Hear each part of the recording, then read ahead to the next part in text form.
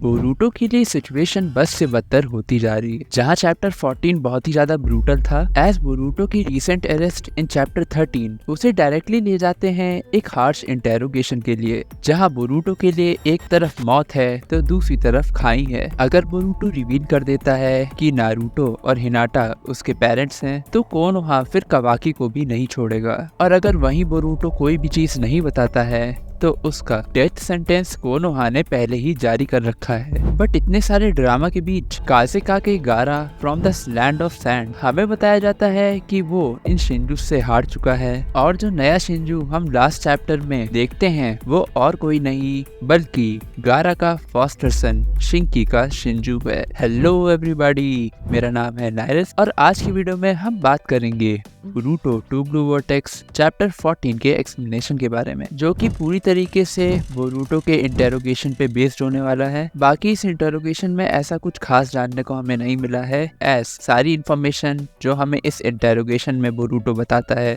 वो तो हम ऑलरेडी काफी बार सुन चुके हैं बाकी चैप्टर्स से। बट इवन सो चैप्टर काफी इंटरेस्टिंग था, एज एट दी लास्ट हमें पिछले बोरूटो सीरीज से एक पुराना कैरेक्टर रिटर्न होते दिखाई देगा। अब की बार कवर पे हम काशिन कोजी को देखते हैं, जिसने अपना चेहरा एक रोब से छुपा रखा है। एज वी नो कि जीगन ने कोजी का मास्क तोड़ दिया था, तो वो अपनी जिराया वाली आइडेंटिटी छुपाने के लिए अभी रोब यूज कर रहा है। और ठीक उसके बैकग्राउंड पे हम उसकी शिनजुत्सु वाली एबिलिटी को रेफर होता हुआ देखते हैं, जो एक कंप्लीट सेंस ऑफ आइडेंटिटी देता है कोजी को। हम चैप्टर को डायरेक्टली स्टार्ट करते हैं बोरूटो के इंटेरोगेशन से, जहां कोनोहामारू बोरूटो से कहता है कि तुम्हारे घाव पूरी तरीके से हील हो चुके हैं, तो तुम्हें उसके रिगार्डिंग सोचने की कोई जरूरत नहीं। ऑल्सो आकीबी भी है उस रूम में। आकीबी हेड ऑफ इंटेरोगेशन है कोनोहा का, जिसको हम टाइम से टाइम देखते आ रहे हैं नारुतो में, लाइक जैसे कि ट्यूनिन arc, Pain arc and many more. But like यहाँ पर एक चीज वर्थ है मेंशनिंग, ये बंदा जिंदा कैसे है अभी तक? लाइक चलो जिंदा है तो ठीक, बट इतना यंग कैसे है अभी भी? विलेज एल्डर वैसे के वैसे बूढ़े हैं, सुनाडे वैसी की वैसी है, आकीबी भी हमें वैसे का वैसा देखने को मिला है। आखिर कोनोहा के वाटर सप्लाई में आता क्या है, इतना तो हमें बताओ इकीमोटो। कोनोहामारू में बताता है कि ये कफ एक स्पेशल सीलिंग कफ है, जो कि क्राफ्ट किया है अमाडो ने, जो कि डीएक्टिवेट कर देता है हर तरह के जुत्सु को, इंक्लूडिंग टेलीपोर्टेशन जुत्सु। और वो अगर डीकफ करने की सोचेगा भी तो उसका हाथ कफ के साथ टाइट होता चला जाएगा। तो वो बोरूटो को उसे डीकफ ना करे ऐसा करने को कहता है। ले कूद दिया तेरे हैंडकफ्स पे। कोनोहामारू स्टेट करता है कि काफी सारी डेथ अकर हो चुकी हैं, जैसा कि हमने लास्ट चैप्टर में देखा ही था, पर शिंजूस का मेन टारगेट जैसे हिमावारी, सराडा और इवन इनोशिकाचो भी सेफ हैं। एंड गेस हम नेक्स्ट पेज पे किसको देखते हैं? साकुरा हारू नहीं हारूनो नहीं, साकुरा उचिहा को। बट वो भी सिर्फ एक पेज के लिए। लाइक हमें उसका रिएक्शन भी देखने को नहीं मिलता है सास्के के डिसअपीयरेंस को लेके। She is fine with it, वो अपनी लाइफ अपने मजे में जी रही है। लाइक सास्के का पेड़ बनना और उसके बाद उसका शिंजू में कन्वर्ट होना अलोन साकुरा को बना देता है एक वाइटल पार्ट स्टोरी का, इन माय ओपिनियन। बट ये पैनल एक होप भी देता है कि हमें शायद साकुरा आगे आने वाले चैप्टर्स में और भी दिखाई दे। एनीवेज आगे हमें इनो का रिएक्शन दिखता है इनोजीन की इंजरी को लेके, जहाँ हमें इनो थोड़ा परेशान देखने को मिलती है, और ये हमें आगे भी रिफ्लेक्ट होगा शिकामारू की टॉक के साथ। इसके बाद अब हम आते हैं रियल कन्वर्सेशन पे। कोनोहामारू कुछ सवाल पूछता है और इस ऑनगोइंग कन्वर्सेशन को लीफ एल्डर और अमाडो भी सुन सकते हैं। वो बहुत ही डिसेंट क्वेश्चन पूछता है कि कोनोहा में आए हुए इंट्रूडर्स आखिर हैं कौन, और उनको हिमावारी और सराडा से क्या चाहिए था। ऑल्सो ये कॉन्वो आइडा अपनी सेंडिंग गन के थ्रू देख या कह लो सुन रही है। डेमोन कावाकी को कहता है कि ले बेटा तू तो अब गया। अगर अभी बोरूटो ने सारा सच बता दिया, and there are high chances कि ओमनीपोटेंस की वजह से वो लोग बिलीव ना करें कि उनकी प्लेसेस स्विच हुई है, तब भी कोनोहा कावाकी को ब्लेम करेगा कि उसने उस समय ठीक रिपोर्ट नहीं दी थी नारुतो के रिगार्डिंग। बट कावाकी इस आउटकम से बिल्कुल भी नहीं डरा हुआ दिखाई देता, उल्टा वो बोरूटो को नारुतो के डिसअपीयरेंस के लिए पापी ठहराता है।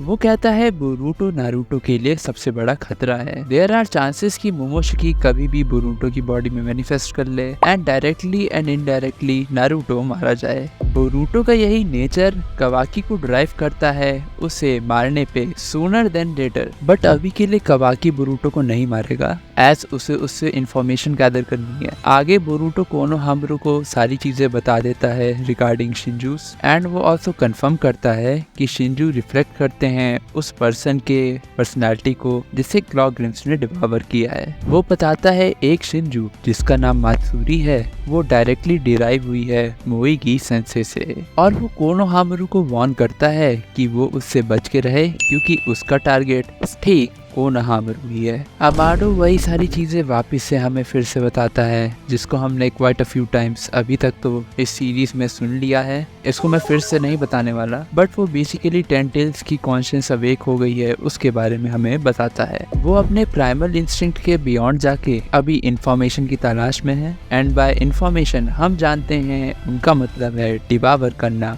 उनके करस्पॉन्डिंग पर्सन को। बोरूटो फिर वही सारी चीजें बताता है जो वो ऑलरेडी शिकामारू को पहले ही बता चुका है कि शिंजूस के लीडर का नाम जूरा है फलाना ढमकाना। बट इन शॉर्ट वो ये डिक्लेयर कर देता है कि अगर उन्होंने जूरा को हरा दिया तो वो पूरे प्लेनेट को बचा लेंगे। जिस पे कोनोहामारू पूछता है कि आखिर बोरूटो को ये सारी चीजें पता कहाँ से चली और वो कहता है कि बोरूटो के इस आंसर से ही कंफर्म होगा कि वो उस पे ट्रस्ट कर सकते हैं कि नहीं। बोरूटो कहता है मेरे पास मेरा सोर्स है पर मैं उसको रिवील करना नहीं चाहता। वो कहता है कि उस बंदे ने खुद ही मना किया है उसको रिवील करने से और बोरूटो भी इस समय कॉन्फिडेंस में है कि कोनोहा उसे नहीं मारेगा जब तक उन्हें उनकी इंटेल नहीं मिल जाती बोरूटो से। तभी वहाँ पर बैठा हुआ एक एल्डर बोल पड़ता है। वो कहता है कि बोरूटो का डेथ सेंटेंस ऑलरेडी ही जारी हो गया है। इवन दो वो हमें यहाँ कुछ बताए या ना बताए उसका मरना तो तय है तो वो ज्यादा हवा में ना उड़े और चुपचाप जो उससे पूछा जाए उसका जवाब देता चले। तभी हम शिकामारू की मेमोरी में थोड़ा सा फॉल्ट देखते हैं जहाँ शिकामारू वो कन्वर्सेशन जो उसकी बोरूटो से हुई थी उसको अच्छे से याद नहीं कर पा रहा। बट शिकामारू अपने उस कंक्लूजन को याद करते कि बोरूटो ही उजुमाकी है वो ये ठान लेता है कि वो बोरूटो को यहाँ तो नहीं मरने देगा। आगे बोरूटो रिवील करता है कि लॉर्ड सेवन और उसकी वाइफ दोनों ही जिंदा हैं एंड ऑब्वियसली कोई भी एल्डर उसकी बात पे यकीन नहीं करता। तभी दूसरी एल्डर बोलती है कि चलो मान दोनों लोग जिंदा हैं तो बोरूटो ने उन्हें कहाँ छुपा के रखा है वो बताए जिसको बताने से वो हरगिज मना कर देता है एज ही नोस कि इसके रिपरकशन कवाकी को झेलने पड़ जाएंगे। तभी आकी भी इस इंटरोगेशन को अपनी तरीके से हैंडल शुरू कर देता है। मीनवाइल शिकामारू इनो से मदद मांगने की कोशिश करता है बट इनो अब की बार उसको मना कर देती है ये कह के कि ये काम इलीगल है। बट हम जानते हैं कि अभी कुछ चैप्टर पहले उसने उसकी मदद की थी तो अभी ऐसा वो क्यों नहीं कर रही। इसका आंसर यहाँ सिंपल से इनोजीन है। आगे अकीबी बोरूटो से पूछता है कि वो सही सही बता दे कि होकागे कहाँ पे है बट बोरूटो के ये ना बताते अकीबी बोरूटो का सर पकड़ उसे टेबल पे दे मारता है। वो कहता है कि वो बहुत समय से नारुतो के हथियारे को मारना चाहता था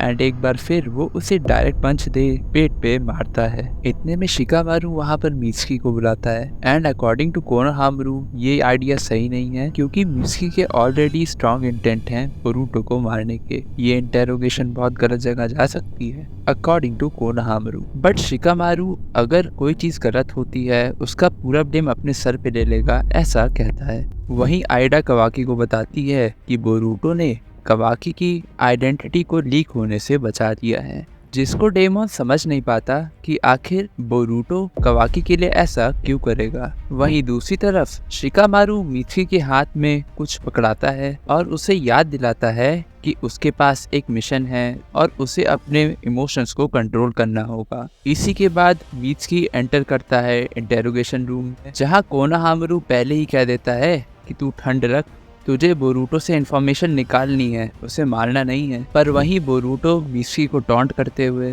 कहता है कि तू तो अभी भी इडियट की तरह अपने सन को भी ढूंढ रहा होगा। ये पार्ट उनकी चैप्टर 7 वाली कन्वर्सेशन से है जिसकी वीडियो मैंने चैनल पे डाल रखी है जाके देख लो। बट मित्सुकी बड़ी तेजी से गुस्साते सेज मोड में चला जाता है और वो बोरूटो को पकड़ उसे दीवार से मार देता है। But little do we know हमें पता चलता है कि मित्सुकी अपने स्नेक की मदद से बोरुटो के हैंडकफ को अनलॉक करने की कोशिश कर रहा था। वो बोरुटो को उसके स्वॉर्ड और गियर कहाँ पर हैं उसकी लोकेशन दे देता है एंड बोरुटो के हाथ जैसे ही खुलते हैं वो सीधे कोनोहामारू से कहता है कि वो उसे एज अ एनिमी तो नहीं देखता है, बट वो ये खुद डिसाइड करेगा कि उसे कौन सी इंफॉर्मेशन देनी है हिडन डीफ। और इतना बोलते वो वहाँ से फ्लाइंग राइजिन के थ्रू निकल जाता है। आकीबी कहता है कि आखिर ये कैसे हैंडकफ्स बनाए हैं अमाडो ने, ये तो एकदम ही बेकार हैं। वहीं कोनोहामारू को भी शक होने लगता है कि आखिर बोरुटो छूटा तो छूटा कैसे। आगे हम मित्सुकी के पर्सपेक्टिव से देखते हैं कि जो सीक्रेट चीज शिकामारू ने मित्सुकी को पकड़ाई थी वो हैंडकफ के कोड्स थे। नेक्स्ट पैनल में बोरुटो दूसरे रूम में जाते अपने सारे सामान को इकट्ठा कर लेता है एंड अब की बार वो फ्लाइंग राइजिन यूज कर सीधे विलेज के बाहर चला जाता है। आगे मित्सुकी और शिकामारू अपना जो कुछ भी सॉरी वॉरी बोलना होता है वो बोलते हैं एंड इसी के बाद सराडा एंटर करती है होकागे चेम्बर में। वो शिकामारू से पूछती है कि बोरुटो के इंटेरोगेशन का क्या हाल हुआ, जिसका सीधा सीधा जवाब देते हुए शिकामारू कहता है कि बोरुटो स्केप कर चुका है कोनोहा से। तभी शिकामारू को कॉल आता है कोंकुरो का from the land of sand and Kankuro basically सारा लगेगा शिकामारू का, बट जो न्यूज कोंकुरो शिकामारू के लिए लेके आया है वो बिल्कुल भी अच्छी नहीं होती। वो बताता है कि बोथ गारा और शिंकी दोनों ही हार चुके हैं बैटल में और अनफॉर्चुनेटली शिंकी भी चाक्रा ट्री में कन्वर्ट हो गया है। वो कहता है कि अभी के लिए तो दोनों जिंदा हैं बट उसे हिडन लीफ की मदद चाहिए होगी इस सिचुएशन को सॉर्ट करने के लिए। बैक एट शिंजू बेस हम शिंकी के शिंजू को अवेक होता हुआ देखते हैं एंड हम जूरा को उसका नाम बुलाता हुआ देखते हैं रियू। बस चैप्टर यहीं पे खत्म हो जाता है। बट तुम्हें क्या लगता है कि क्या नेक्स्ट आर्क हमें लैंड ऑफ सैंड में देखने को मिलेगा? नीचे कमेंट करके बताओ। अभी के लिए आज की वीडियो में बस इतना ही। वीडियो अगर पसंद आई हो तो लाइक और सब्सक्राइब करना मत भूलना और मैं लाता रहूँगा ऐसी वीडियोस हर हफ्ते। तब तक के लिए साइनिंग ऑफ।